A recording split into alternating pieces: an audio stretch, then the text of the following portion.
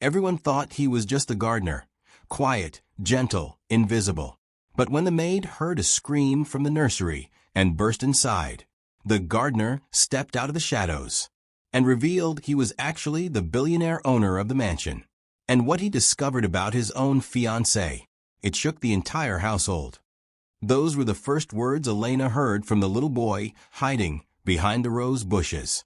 She wasn't supposed to be in the garden that morning. Her shift usually started inside the mansion, dusting floors so shiny they reflected her face, polishing endless glass surfaces, wiping fingerprints off gold-plated railings, and rushing from one wing to another without ever lifting her head too high. That was the unspoken rule for new maids. Stay invisible. Stay quiet. Stay useful. But Elena had stepped out for a moment of fresh air, overwhelmed by the mansion's intimidating silence. That's when she heard a soft sniffle behind the roses. She thought it was a cat at first, or maybe the wind brushing through the petals. But then she saw him, a tiny boy no older than 6, curled up on the ground with his knees pulled to his chest.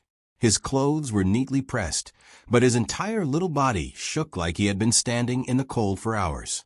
His curly hair clung to his forehead, and his big brown eyes, wide, wet, terrified, snapped toward her the moment she stepped closer. "Hey, are you okay?" she whispered, keeping her voice gentle so she wouldn't scare him more. He didn't answer. He just stared, breathing fast, trying hard not to cry, but failing one shaky breath at a time. And then she noticed his hands. They were trembling, so violently it looked like he couldn't even hold them still against his chest. And on his arm, half hidden under the sleeve, was a bruise. Dark, swollen, fresh. Elena's heart squeezed. She crouched down to his level, careful not to get too close. "It's all right," she murmured. "I'm not going to hurt you." Before the boy could speak, a deep voice rolled out from behind a nearby tree. "Elijah, are you all right?" Elena jumped. She hadn't realized anyone else was in the garden. A tall man stepped into view, slow, calm, controlled. He wore a simple gardener's uniform, old boots caked with dirt, a faded green shirt, thick gloves, and a wide sun hat that shadowed half his face. Nothing about him seemed remarkable at first glance. He looked like someone hired to trim hedges, rake leaves, and stay out of everyone's way. But the moment his eyes locked onto hers, everything changed. There was something sharp in them, something intelligent, something that felt out of place on a gardener, and something she couldn't name yet, but recognized instantly as authority. The little boy, Elijah, ran to the man and clung to his leg as if it was the only safe place in the entire world. I fell," Elijah stammered, his voice cracking. The gardener kneeled in front of him and gently pushed up his sleeve. His expression hardened the moment he saw the bruise. And for 1 second, just one, Elena saw storm behind his eyes. Not the kind of anger that lashes out, but the kind that comes from love, from fear, from seeing someone you care about hurt, authority, anger, and unmistakable pain. It made no sense coming from a gardener. "Come with me," he said softly, lifting Elijah into his arms with a tenderness that stunned Elena. "Let's get you cleaned up." Elijah wrapped his small arms around the man's neck, and for the first time since she found him, he stopped shaking. The man stood and gave Elena a quick nod, not dismissive, not irritated, but grateful. "Thank you for checking on him," he said quietly. He had a deep, steady voice, the kind that normally belonged to someone who gave orders, not someone who followed them. Elena blinked, surprised. Most staff barely acknowledged her existence. She was new, inexperienced, and easily replaceable. But this gardener had spoken to her like she mattered. Before she could respond, he turned and began walking toward the side entrance of the mansion. But something about him nagged at her. The way he carried himself, the controlled stiffness in his shoulders, the way Elijah clung to him like a lifeline, and the flicker of something fierce in his eyes when he saw the bruise. No gardener acted like that. As they disappeared through the doorway, Elena remained frozen beside the rose bushes, unable to shake the feeling that she had just witnessed something important, something secret. And she wasn't wrong, because that man, that humble gardener with dirt on his boots and a hat hiding half his face, was not a gardener at all. He was Alexander Ward, the billionaire owner of the mansion, one of the most powerful men in the entire state, a man whose face appeared on magazine covers, business interviews, and charity galas, a man known for never breaking, never bending, never showing weakness. And yet here he was, dressed in old boots, pretending to be part of his own staff, holding his frightened son like the world depended on it, a father hiding in plain sight. Elena didn't know yet why he was disguising himself, why he was living a double life, or why Elijah was terrified enough to hide in a garden alone. But she would soon, because this moment, the quiet concern in her eyes, the bruise on Elijah's arm, the fury Alexander tried so hard to hide, was the spark that would pull Elena into a world of secrets, a world of danger, a world where she would become the only person Alexander Ward could trust, and the only one capable of saving his children. Alexander Ward, known to the world as a ruthless business tycoon, was playing a very different role in his own home. To reporters, he was a cold strategist. To investors, he was a shark in a suit. To the business world, he was the billionaire who never hesitated, never apologized, never broke.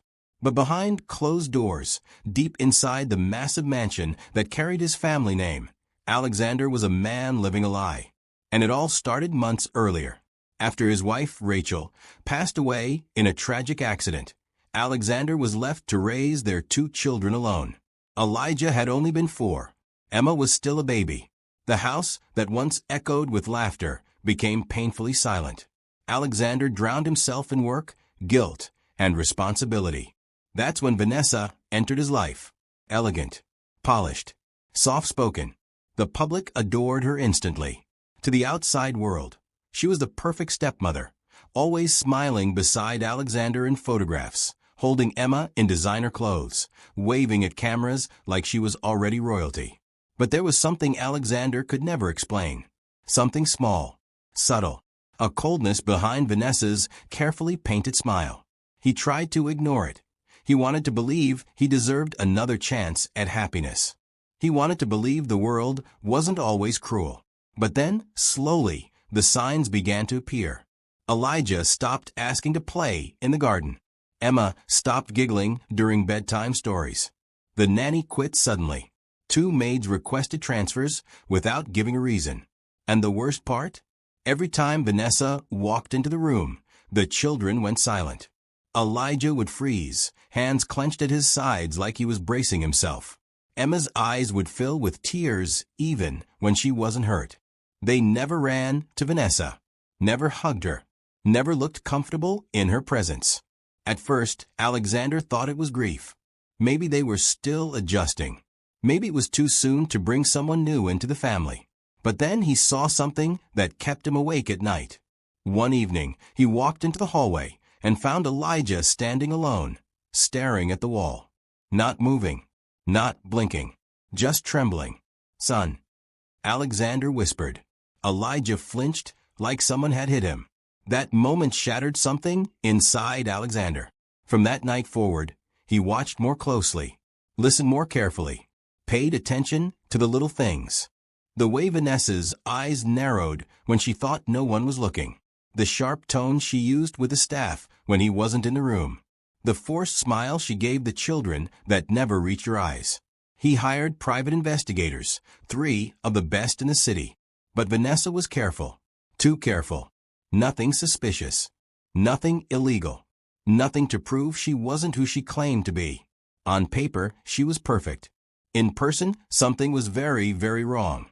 So Alexander made the only choice he could. He disguised himself as a gardener. It sounded insane even to him. Billionaires didn't rake leaves. They didn't clean mud off tools. They didn't wake up at dawn to water roses. But Alexander wasn't doing this to be dramatic. He was doing it to protect his children. He had a small team of trusted staff hide his plan. Only his head of security knew the truth. The rest of the household believed the new gardener was just another quiet worker who preferred to keep his hat low and his conversations minimal. Alexander changed everything about himself. His beard grew out. He wore old boots and stained gloves. He practiced walking differently, slower, less confident. He spoke softly, avoided direct eye contact, and never removed his sun hat. And shockingly, it worked. Not a single person recognized him.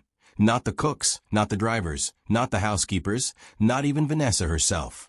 Even his children didn't realize their own father was the man tending the garden every morning. He hated lying to them. But the truth was far more dangerous. As a gardener, he could move around silently. He could observe the staff, the schedule, the children, and most importantly, Vanessa.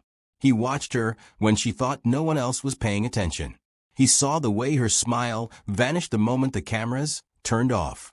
He saw how she avoided holding Emma for more than a minute. He saw her roll her eyes when Elijah cried. He saw the bitterness she tried so hard to hide. He also saw how the children watched him, the gardener, with cautious curiosity, as if trying to understand why he felt safe when everyone else felt dangerous. But there was one person he didn't prepare for. Elena, the new maid who had arrived a few days earlier. Quiet, kind, observant. And from a moment she stepped into the mansion, she noticed things Alexander didn't expect anyone to see. She noticed the children's fear. She noticed Vanessa's cold voice behind closed doors. She noticed the tension that filled the house like thick smoke. And worst of all, she noticed him, not as the billionaire, but as someone pretending not to be himself. He saw her eyes linger whenever he spoke. He saw her confusion when he addressed the children with unusual gentleness for a simple gardener. He saw the way she watched him study Elijah's bruise with the intensity of a father, not a staff member. She was paying attention, too much attention, and that made Alexander nervous. Not because she was a threat, but because she was getting dangerously close to the truth. Still, she hadn't said anything. She simply cared. Deeply. More deeply than any maid he'd ever hired. And it was her care, her instinct to look closer, that exposed the one detail Alexander had missed. The bruise on Elijah's arm. Everyone else believed Elijah's excuse. I fell. But Elena, she studied the shape, the outline, the depth, the placement. And she realized something that hit Alexander like a punch to the chest. It wasn't a fall. It was shaped like a hand that had grabbed Elijah, hard, angrily, deliberately. And in that moment, everything Alexander feared stopped being a suspicion. It became real. 3 weeks later, Elena was mopping the hallway when she heard Emma's tiny cry drifting from the nursery. At first, she thought it was just a normal whimper. Babies cried, Emma especially. She had been unusually sensitive these days, always clutching her little blanket, always trembling whenever footsteps approached. But this cry was different, sharp, panicked, cutting straight through the walls like a knife. Stop crying. Stop it. Vanessa's voice snapped from inside, irritated, impatient, and nothing like the sugary, perfect tone she used in front of Alexander or the cameras. Elena froze in the hallway. Her heart hammered so loudly she almost didn't hear what came next. Then a loud thud, a scream, silence. The mop clattered to the floor. Elena ran. She didn't think. She didn't hesitate. Her legs carried her toward the nursery faster than her mind could process the fear building in her chest. She burst through the door, and the scene inside hit her like a punch to the lungs.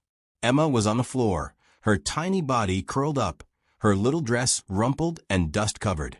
She was sobbing, raw, broken sobs that made Elena's throat tighten with panic.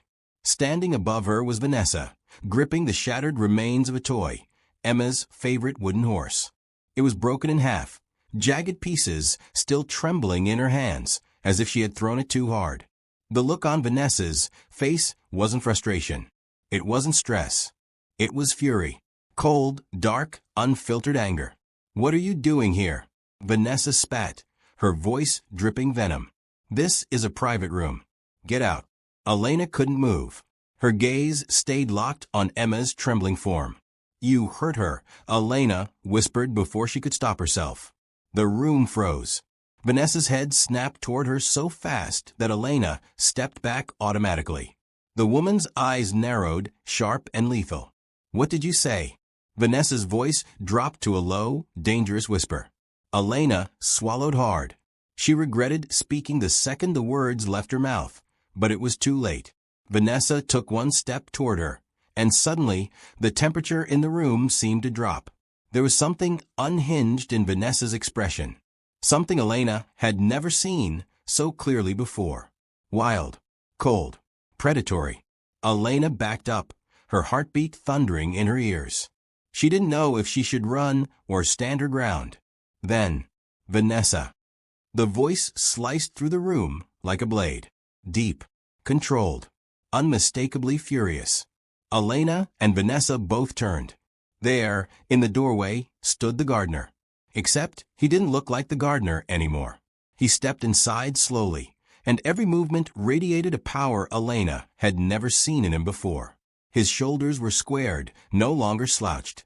His head was lifted, no longer lowered in subservience. His eyes were fierce, no longer soft or apologetic. Everything about him felt different, more commanding, more dangerous, more real. This was not a gardener. This was a man reclaiming his identity. What gives this maid the right to accuse me? Vanessa hissed, dropping the broken toy to the floor as if she suddenly needed both hands to maintain her facade. He didn't look at Vanessa. He looked at Emma. Then he looked at the toy. Then at Emma again. His jaw tightened, so slowly it was terrifying. You dropped my daughter, he said quietly. So quietly it was far more frightening than if he had yelled. Vanessa blinked. You're... Alexander reached up, removed his sun hat, and wiped the dirt from his face with one slow, deliberate swipe of his sleeve. The transformation was instant. The beard, the dirt, the shadows, all gone enough for Vanessa to finally see the truth. Her eyes widened. Her lips parted. Her world collapsed right in front of them. Alexander? Why what? She stammered, stumbling backward like she'd seen a ghost. She couldn't breathe. She couldn't speak. And for the first time since she stepped into that mansion, she couldn't lie. Her carefully crafted persona cracked like thin ice. Elena stared, completely stunned. The gardener, the man who quietly trimmed roses in the morning sun, who carried watering cans and raked leaves, who spoke softly and walked like he wanted no one to notice him, was Alexander Ward. The Alexander Ward, the billionaire, the owner of the estate, the father of the 2 children she'd grown so attached to.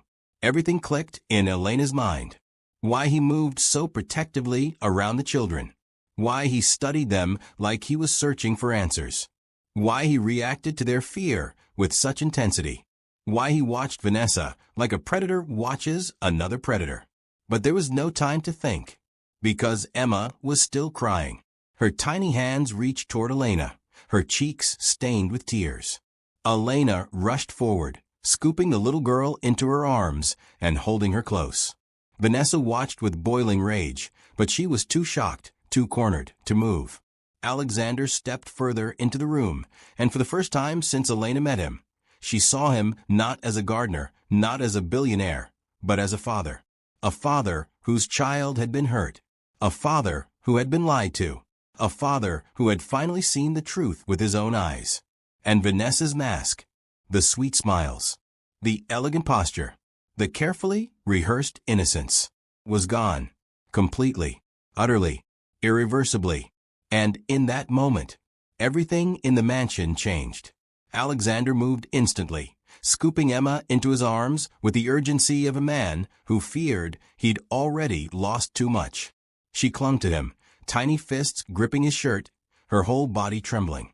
Her sobs were sharp and panicked, each one slicing through the air like a blade. "It's okay, sweetheart," he whispered, rocking her gently. "Daddy's here. I've got you." But his voice was cracking. Before Elena could even breathe, footsteps pounded down the hallway. "Emma! Emma!" Elijah burst into the room, eyes wide with terror. He froze when he saw Vanessa. Instantly, instinctively, he ran to the safest place he could find. Elena. He hid behind her skirt, gripping the fabric so tightly his knuckles turned white. Elena reached down without thinking and took his small hand in hers. She could feel him shaking. Something inside her snapped. This wasn't fear of a strict adult. This was trauma. Deep, terrifying, conditioned fear. Alexander's voice cut through the silence like a whip. "Tell me the truth," he said, his tone dark and steady. "What has she done to you?" Elijah's breath hitched.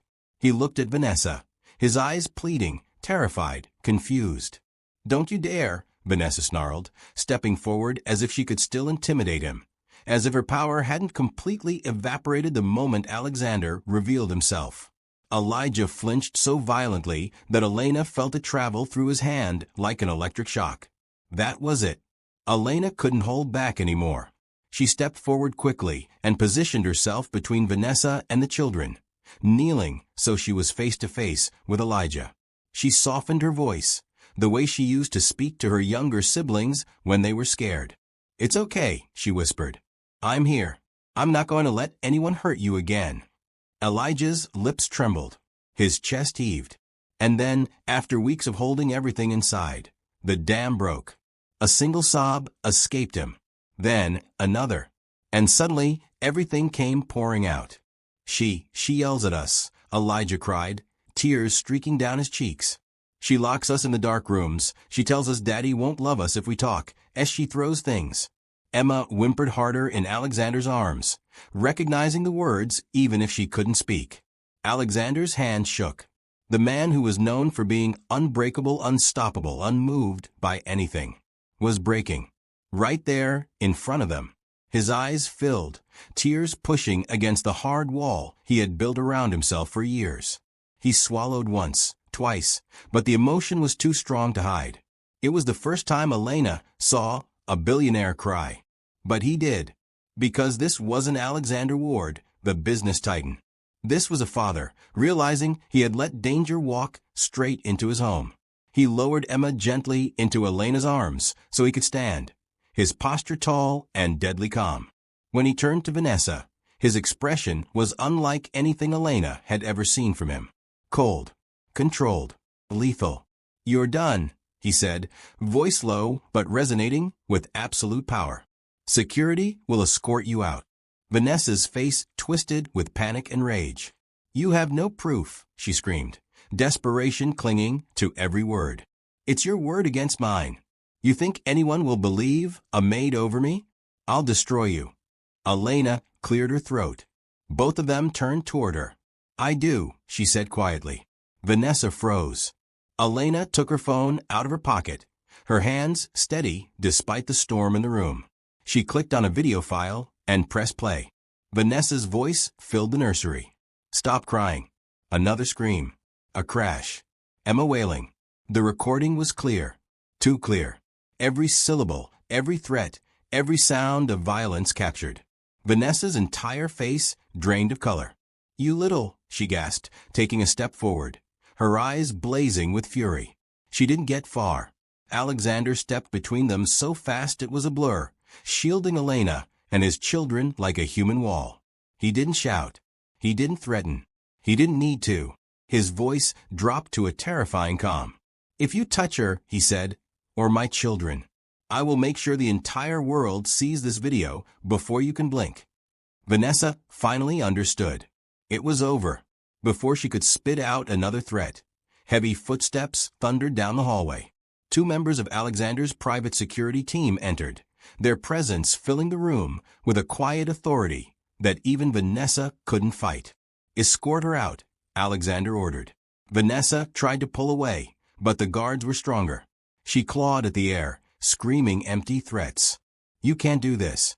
I'll ruin you. I'll talk to the press. You need me, Alexander." She wasn't elegant anymore. She wasn't poised.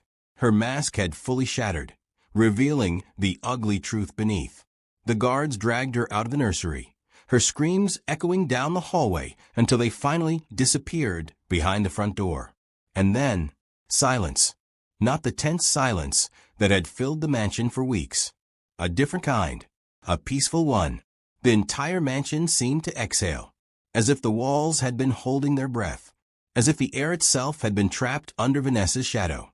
Elena held Emma close, rocking her gently. Elijah leaned into her side, his hand still in hers. Alexander stood there, shoulders slowly loosening for the first time in what felt like years. He looked at his children, then at Elena, his eyes softening with gratitude, with relief, with something she couldn't quite read yet. But one thing was certain. He sat beside her, took her hand gently, and held it like she was the most fragile treasure in the world. "Mama," he whispered, "you raised me into the man I am today. You fed me when you were hungry. You carried me when you were tired. You worked yourself sick so I could go to school." He shook his head slowly. "You think I'm going to let anyone disrespect you, hurt you, make you feel small in your own home?" He squeezed her hand. "No," he whispered. "My whole life you protected me." His voice thickened with emotion. "Now it's my turn to protect you." Mama Ruth broke. She leaned into him, her head on his shoulder, tears soaking into the fabric of his shirt. "I love you, baby," she whispered. Jonathan wrapped his arms around her. "I love you more," he replied. "And I promise you no one will ever hurt you again." As they sat together, the mansion felt warm again, not because of its luxury, but because the toxic presence had finally been removed. Outside, Camilla's screams faded into the distance. Inside, Jonathan held the woman who had given him everything he ever had. And for the first time in months, Mama Ruth felt safe again. Jonathan hired 2 nurses, renovated the guest room into a cozy private suite, and made sure Mama Ruth had everything she needed. Every morning, before the sun even reached the windows, he quietly knocked on her door with a tray in his hands. Warm oatmeal, fresh fruit, herbal tea, everything she loved. And every morning, Mama Ruth would pretend to be surprised. "Oh, Jonathan, you didn't have to bring all this," she'd say, with that shy, soft smile that always made him feel like a little boy again. But he always answered the same way. "I want to, Mama. Let me take care of you the way you took care of me." At night, after long meetings, business calls, and endless responsibilities, he still made time to sit beside her, holding her hand while she talked about little things, her garden, her favorite shows, her memories of him as a child. And every night, Mama Ruth's eyes sparkled just a bit more. The house felt different now, warmer, safer, alive again. Even the staff noticed. "Sir," one of the maids whispered one afternoon, "the whole mansion feels peaceful now that she's smiling again." Jonathan smiled quietly. Peace. That's all Mama Ruth ever deserved. One evening, when the sky outside was painted in deep orange light, Mama Ruth called him over. He walked into her newly renovated suite, soft cream walls, gentle lighting, soft blankets, framed pictures of him as a child, and found her sitting in a rocking chair.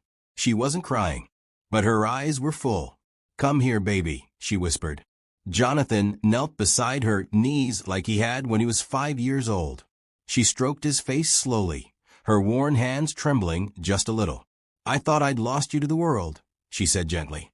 "All that success, all that money. I worried you wouldn't need me anymore." Jonathan shook his head immediately, holding her hands tighter. "You'll always be my mother," he said. "You didn't just raise me. You built me. Every piece of strength I have came from you." Mama Ruth's chest rose and fell with a deep breath. "When your real parents died," she whispered, "I didn't know if I could fill that hole in your heart. I tried my best, but I never knew if it was enough." "It was more than enough," Jonathan whispered, voice cracking. "You saved my life, Mama. You gave me love when I didn't have anyone. I am who I am because of you." Her lips trembled. "And I thought," she continued, her voice breaking slightly, "now that you're married, now that you're rich, now that the whole world knows your name, I thought you wouldn't want this old lady slowing you down." Jonathan leaned forward and rested his forehead on her knee. "Mama, you'll never slow me down. You're the reason I can walk forward at all." She lifted his chin gently so she could look into his eyes. "You came back for me," she whispered. "My boy came home when I thought he'd forgotten." Jonathan blinked back tears. "I didn't come back, Mama. I never left." Mama Ruth finally smiled, a real smile, one he hadn't seen in years. Soft, warm, full of life. She reached out and wrapped her arms around him, and Jonathan held her just as tightly. For a long moment, neither of them spoke. They just breathed. They just existed in that small pocket of peace. Later that night, Jonathan walked out to the balcony, staring at the lights sparkling across the city. Behind him, the soft laughter of Mama Ruth watching her favorite show filled the room. It hit him then. He had almost lost her. Not because of illness, not because of age, but because he trusted someone who didn't deserve a single piece of her heart. He promised himself that night. Never again. No one would hurt Mama Ruth. Not in his house. Not in his life. Not while he was still breathing. He doubled the security measures. He instructed the staff to treat her with the highest respect. He personally checked on her nurses, her meals, her medications, and her comfort every single day. Mama Ruth wasn't just living in the mansion now. She was living like a queen. Because in Jonathan's eyes, that's exactly what she had always been. Weeks passed. The color returned to her cheeks. Her laughter returned to the halls. She started humming old gospel songs again while knitting on the porch. Every little sign of joy felt like a victory. One afternoon, Jonathan found her standing in the backyard garden, sunlight warming her face. "What are you doing out here, Mama?" he asked. She pointed to the roses. "These are the same ones you planted when you were 12, she said with a soft chuckle. "They're still blooming." Jonathan looked at the roses, then at her, and realized she was blooming too. Slowly, gently, beautifully. He walked over and stood beside her, wrapping an arm around her shoulders. "You'll never be alone again," he whispered. "Not as long as I'm breathing." Mama Ruth leaned her head against his chest. "I know, baby," she whispered. "I know. Family. Some people will try to take away the ones who love us the most. But it's up to us to protect them, to fight for them, and to never let their sacrifices go unnoticed." If this story touched your heart, don't forget to like, subscribe, and share, because every act of love deserves to be celebrated. And remember, always stand up for the ones who raised you.